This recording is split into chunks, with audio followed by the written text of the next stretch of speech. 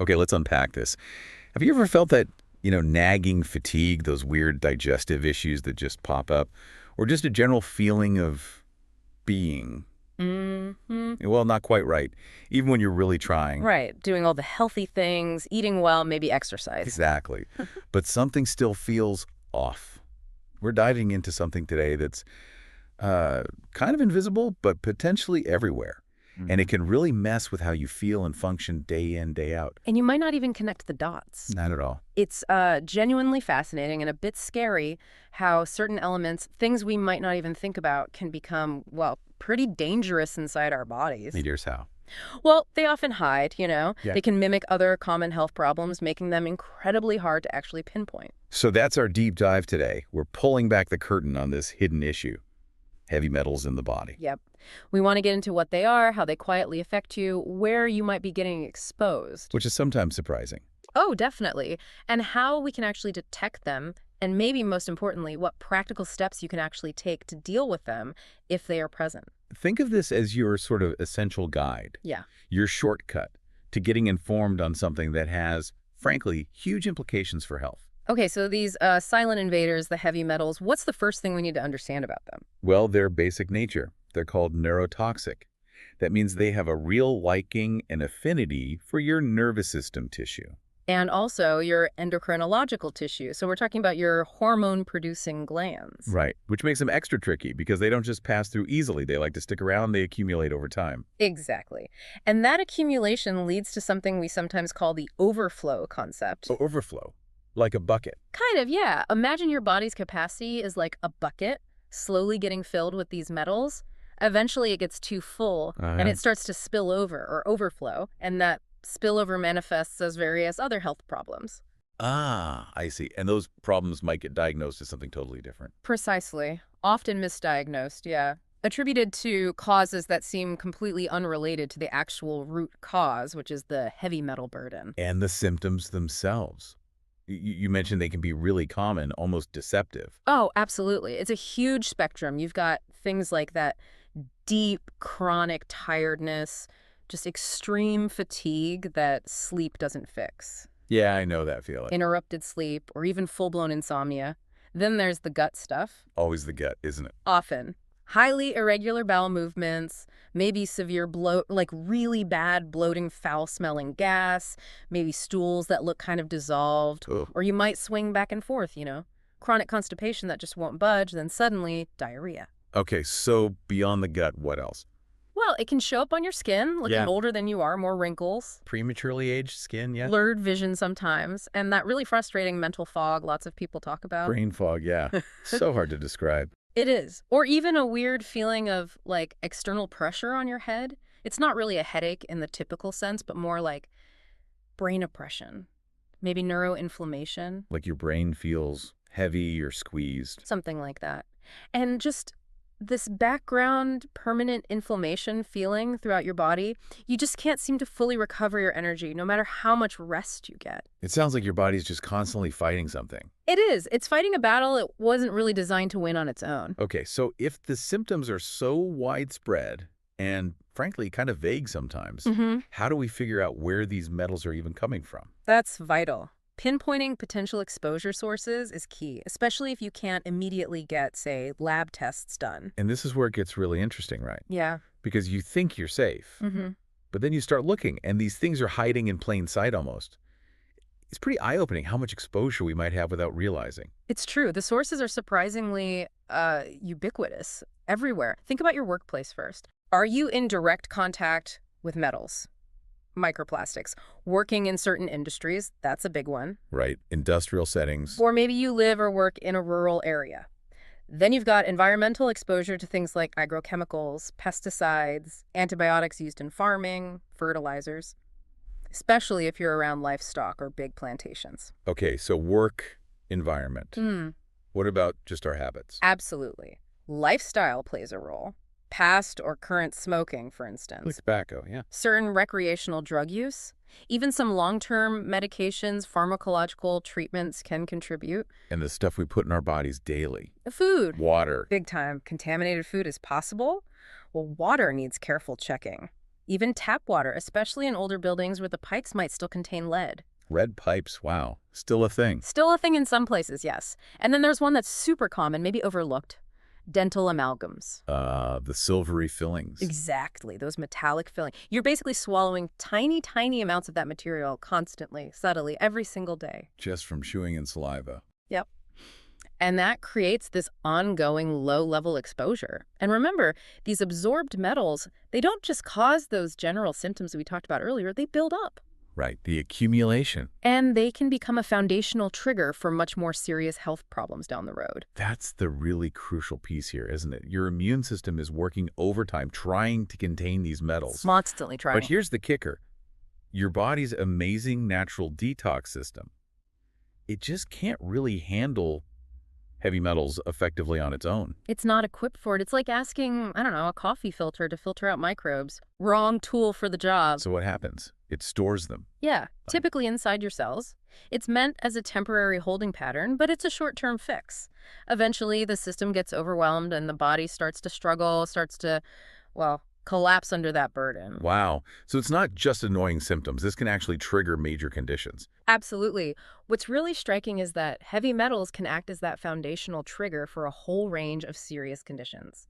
Sometimes they look a lot like severe autoimmune responses. Okay. And it gets worse. It can, because many heavy metals are toxic just by themselves, right? But put them together. Oh, the combination effect. Exactly. Their combined effect can multiply the toxicity, like exponentially. Take lead and mercury, for example. Each one is bad news on its own. Highly toxic. Yeah. Put them together, their danger level just skyrockets. Far, far greater. And where did you say we often find lead and mercury hanging out together? Back to those dental amalgams again. Ah. It's a common place to find both. So every time you chew, clench your jaw. You're releasing tiny bits. And swallowing them. And that constant intake can directly contribute to things like, say, thyroid problems. So even if you have, like, a genetic tendency for thyroid issues. Right, a predisposition might be there. The metals could be the thing that actually pushes it over the edge. The perfect excuse for it to show up. That's a good way to put it. They can be the trigger that allows those pre-existing vulnerabilities to fully manifest. Okay, this is getting serious. What kind of major diseases are we talking about potentially being linked here? Well, the research now points towards connections with a pretty daunting list. Things like rheumatoid arthritis, lupus. Autoimmune stuff. Yes. Even severe neurological disorders. Think amyotrophic lateral sclerosis, ALS, or multiple sclerosis, MS. Wow. And various types of cancers, oncological diseases have also been linked to heavy metal accumulation. So this brings up a huge question. If the symptoms are so general and the potential outcome so serious, how can you be sure it's heavy metals causing the problem and not something else entirely? That is the critical question, and that's where getting tested becomes absolutely essential. Your symptoms are strong clues, definitely. Right, they point you in a direction. But for precise identification, knowing which metals, and importantly, how much you really need specific diagnostic methods. Like what kind of test? Well, you've got the standard blood samples. Hair samples can be useful too. They give more of a long-term accumulation picture. Okay. There's even spectrophotometry, which is interesting. It analyzes the very top layer of skin on the palm of your hand. Huh. Never heard of that one. And then there's microbiota analysis, looking at fecal matter. There's a specific test, the EVA active test, which is quite brilliant, actually. Why is that? Because it helps us see which metals are actively moving through your system right now. It gives insights into recent exposure or maybe challenges your body is having in eliminating them currently. So it's like a snapshot of what's happening now. Exactly. And ideally, you'd use a combination of these tests. To get the full picture. Precisely. That gives you the most specific, accurate information about the level, the quantity, and the type of toxic metal in your body. Because, make no mistake, if they're there in significant amounts, they will cause problems eventually. And I guess if you pile poor lifestyle habits on top of this, like a bad diet, not moving enough, stress, bad sleep. Oh yeah, lack of contact with nature too. Right. If you combine that with heavy metal toxicity. You're creating what you could only call a terrible storm inside your body. It just amplifies all the negative effects. It's a really bad combination. Okay, so let's say the tests come back positive. You've identified the metals. What's next? How do you deal with it? Right. So the next strategic step is purification. And this brings us to the concept of chelation. Chelation. Oh. Heard that term. What exactly is it? It's basically the process of helping your body eliminate these heavy metals, binding to them and getting them out. But it's not just like taking a pill and you're done. It's not that simple. Not really, because it requires very precise drainage pathways. You need to make sure the routes out of the body are open and working well before you start mobilizing these metals. Okay, so what does that mean for us? If we know the metals are there, how do we get them out safely without making things worse? Because that sounds like a real risk. It is a real risk. This is where the strategy really matters. There's a danger of something called a healing crisis, or sometimes reactive purification. Maybe you've heard of the Jerish-Herxheimer reaction. Vaguely. Sounds unpleasant. It can be. If you start pulling these metals out of storage, mobilizing them, without ensuring your body's exit routes are clear. The liver and kidneys. Exactly. Your liver and kidneys are the primary detox organs here. If they're not ready or able to handle the load, you can actually re-intoxicate yourself. Oh, wow. So you just move the problem around. Or make symptoms significantly worse. That's why supporting those organs throughout the process is absolutely crucial. Think of it like clearing out a blocked drain. You need to make sure the pipes downstream can handle the flow once it starts moving. Makes sense. So how do we support those pathways and actually do the chelation? Well, there are different approaches. For targeted, strong support, intravenous live or intramuscular serums can be very effective. Injectables. Yes, they deliver potent chelating agents directly, often targeting the liver and kidneys to help grab and process the metals. Okay. But what about, like, natural options, things you can take orally? Definitely. There are some incredibly beneficial natural oral supplements and foods.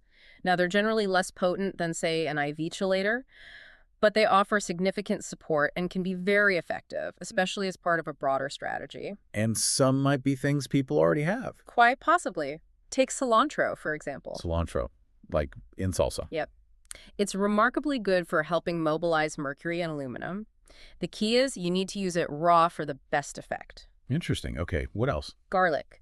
Garlic contains compounds like allicin, which are excellent for mobilizing things like lead and cadmium. Just eat more garlic. Well, yes, but here's a crucial detail. For maximum potency, you have to cut or crush the garlic first, Okay. and then let it sit. Just rest on the cutting board for a few minutes before you eat it or cook with it. That allows the beneficial compounds to actually form properly. Huh. Good tip. Plus, garlic is great because it also helps your body synthesize more glutathione. Glutathione, right, the master antioxidant. Good for the liver. Exactly. So garlic does double duty there. What about antioxidants in general? You mentioned metals cause damage. Immensely important. Fighting that oxidative stress is key. Think vibrant colors. Blueberries, other deep purple fruits, they are packed with powerful antioxidants. So berries help fight the damage from the metal. They help combat the oxidation the metals cause, yes. And they help manage the free radicals generated during the whole process. They're like cellular protectors. Okay. Any other superfoods? Well, we have the algae. Spirulina is one. Spirulina, yeah. See that in health store. It contains compounds like phycocyanin that seem to help attach to heavy metals and kind of escort them towards your purification organs. It usually comes in powder form, easy to add to smoothies. Okay. And you mentioned chlorella earlier. Ah, yes, chlorella. It's a real standout. It's a potent metal chelator and an antioxidant, particularly good for mercury and cadmium. How does it work? It's often recommended in capsule form. Its unique cell wall structure has this strong affinity for certain metals, essentially binding tightly to them. It's often mentioned as part of a powerful trio. A triad. Yes, along with micronized zeolite and activated charcoal. Okay, zeolite and charcoal. Heard of those for detox? They are indeed potent, especially helpful for chelating mercury and lead. Really useful for folks who have or recently had dental amalgams removed, particularly if it wasn't done using specific biological safety protocols. Got it. So that trio is like a heavy hitter combo. It can be very effective. And then, don't forget general antioxidant support from other foods too. Things like green tea, which is rich in EGCG. Epigallocatechin gallate. That's the one. Also curry spices, tomatoes, they all offer crucial antioxidant backup, which really drives home the point. Chelation, the pulling out, and antioxidant support, the protecting, they absolutely must go hand in hand. Right, you can't just do one without the other. Exactly. And what's fascinating, as we keep saying, is how holistic this needs to be. So many people focus only on grabbing the metals. But they forget about the exit routes. Precisely. If the liver and kidneys aren't optimized, you're just, well, shuffling toxins around the body. You're not actually eliminating them efficiently. That's such a critical point. Mobilizing is step one, but elimination is the goal. So how do we specifically boost those exit routes, the liver and kidneys? Great question. That's where targeted nutritional support comes in. Things like N-acetylcysteine or NAC. NEC, yeah. See, that recommended a lot. It's a precursor to glutathione, helps your body make more of its own master detoxifier. And a pro tip, especially if your gut lining, your mucous membranes might be a bit compromised. Leaky gut, that kind of thing. Exactly. Taking NAC with a liposomal form of glutathione itself can really improve absorption and effectiveness. Liposomal glutathione, so it gets absorbed better. Generally, yes. The liposomal delivery helps it get past the digestive system more intact, and glutathione itself can also be given intravenously for a really direct boost. Okay, NAC, liposomal glutathione. Any herbs that help? Oh, absolutely. Some classic liver and kidney supportive herbs are fantastic here. Think milk thistle, boldo, dandelion. Milk thistle for liver, right. Wrong. Dandelion's a diuretic. Exactly. These herbs significantly improve and potentiate. They boost your liver and kidney detoxification pathways. They work beautifully alongside chelation to make sure those mobilized toxins have a smooth and safe exit. Wow. Okay, so that's quite the multi-pronged attack. You're mobilizing metals, protecting cells with antioxidants, and boosting the organs that actually get rid of the stuff. That's the comprehensive approach, yes. So this isn't just about getting the bad stuff out. Yeah. You also need to think about putting good stuff back in. It sounds complex, but also like it could be incredibly rewarding if you get it right, especially with good guidance. You've hit on the crucial final step, because there's a hidden cost sometimes to chelation. Oh, what's that? When you're using chelators to bind to toxic metals like lead or mercury, well, sometimes they can also grab onto essential minerals that your body needs. So they're not perfectly targeted. They're not always perfectly selective, no.